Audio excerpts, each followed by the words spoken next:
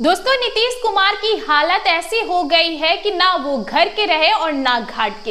ऐसा मैं इसलिए कह रही हूँ क्योंकि पटना पहुंचते ही मोदी ने नीतीश कुमार को तगड़ा झटका दे दिया है। नीतीश कुमार को इंतजार था कि पीएम मोदी बिहार दौरे पर आएंगे तो नीतीश कुमार की बिहार में जो सीएम फेस को लेकर सस्पेंस बना था वो खत्म हो जाएगा, क्योंकि माना जा रहा था कि इस बार सीएम फेस को लेकर कोई बड़ा ऐलान मोदी जरूर करेंगे और बड़ा ऐलान किया जाएगा। सीधा सीधा नीतीश कुमार ये चाह रहे थे दोस्तों कि नीतीश कुमार के नाम का ही ऐलान मोदी जी करें, लेकिन दोस्तों मोदी ने कोई ऐलान तो नहीं किया।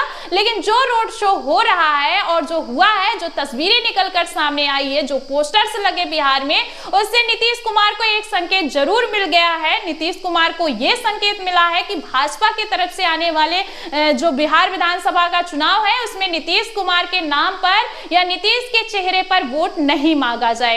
वोट मांगा जाएगा किसके चेहरे पर?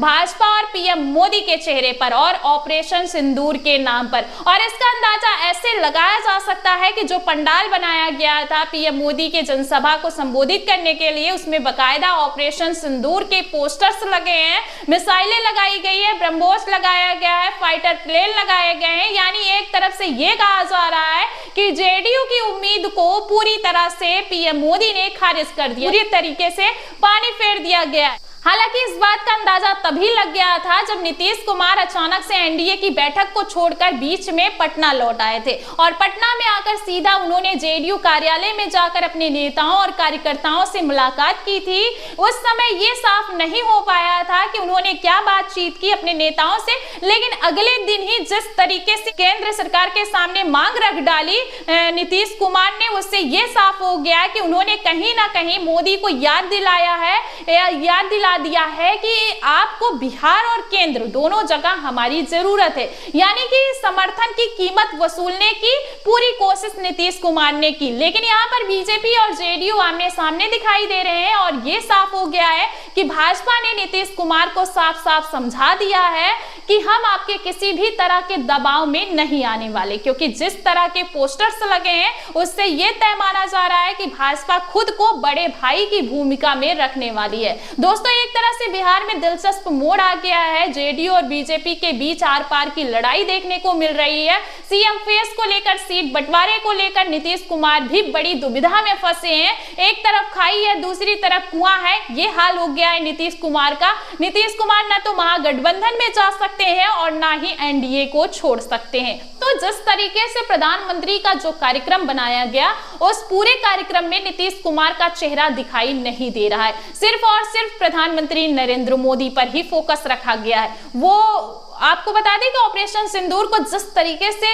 पोस्टर्स लगाए गए हैं बिहार में, जिस तरीके से प्रधानमंत्री के कटआउट को दिखाया जा रहा है, उससे एक चीज ये साफ हो गई है कि बीजेपी बिहार विधानसभा का चुनाव पीएम मोदी के चेहरे पर लड़ रही है और पीएम मोदी के जो सरकार, केंद्र की सरकार है, उसकी नीतियों पर लड़ रही है, बिहार सरकार की नीतियों पर। अब बीजेपी फोकस करने को तैयार नहीं है और अगर जिस तरीके से जो कार्यक्रम प्रधानमंत्री नरेंद्र मोदी का चल रहा है, यदि उसको देखा जाए तो साफ बीजेपी ने नीतीश कुमार को एक तरीके से साफ साफ मैसेज दे दिया है कि बीजेपी के साथ रहना है तो रहिए, नहीं तो अगर आपको जाना है तो आप जा सकते हैं। क्योंकि बीजेपी को भी इस चीज का एहसास हो चुका है कि अब नीतीश कुमार के लिए इतना देर तो हो चुका है कि वो चाहकर भी महागठबंधन के साथ नहीं जा पाएंगे और ये बात नीतीश कुमार को भी पता है। इसलिए उनकी नाराजगी की जो खबरें आ रही हैं वो लगातार आ रही हैं। लेकिन अब जेडीयू के सामने सबसे बड़ा संकट यही है कि इस समय अगर वह एनडीए को छोड़ते हैं तो उनके पास क्या विकल्प बचता है। महागठबंधन में जा सकते हैं, लेकिन दोस्तों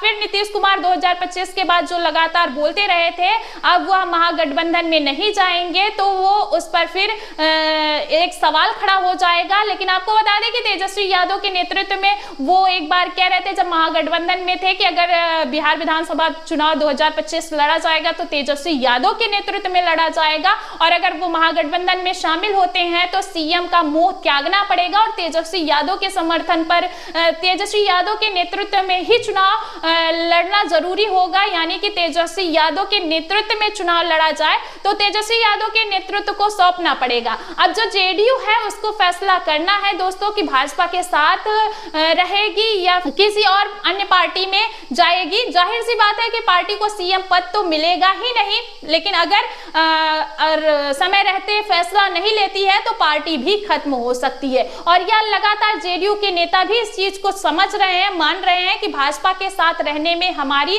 पार्टी को ही नुकसान हो रहा है। जिस तरीके से अल्पसंख्यक वोट भी जेडीयू से छिटक चुका है, उस तरीके से दूसरा वोट बैंक भी चला जाएगा। और जब नीतीश कुमार के पास दोस्तों ताकत नहीं बचेगी तो बीजेपी को जरूरत ही नहीं पड़ेगी उसकी। नीतीश कुमार के सहयोगी हैं जो अपने आप ही ये तो या तो बीजेपी में शामिल हो जाएंगे या फिर आरजेडी में चले जाएंगे। तो दोस्तों अब नीतीश कुमार के सामने कई तरीके से संकट आ चुका है और उनका फैसला लेना है कि भाजपा के साथ रहना है या फिर अपना सियासी वजूद बचाए रखना है। क्योंकि अगर चुनाव हुए तो उसमें बीजेपी की जीत हुई और जो तस्वीरें अभी निकलकर सामने आ रही है उससे ये साफ संकेत मिल रहा है कि भाजपा किसी भी कीमत पर नीतीश कुमार को ना तो सीएम बनाने वाली है और ना ही उनको ज्यादा सीट्स मिलने वाली है। तो ऐसे में ये यहाँ पर नीतीश कुमार के लिए बहुत ज्यादा मुश्किल दिखाई दे रहा है। फिलहाल आप सभी को क्या लगता है, क्या नीतीश कुमार की 2025 में भी नैया पार लगेगी या फिर अधर में अटक जाएगी? क्या कुछ लगता है, कमेंट में अपनी राय जरूर दें।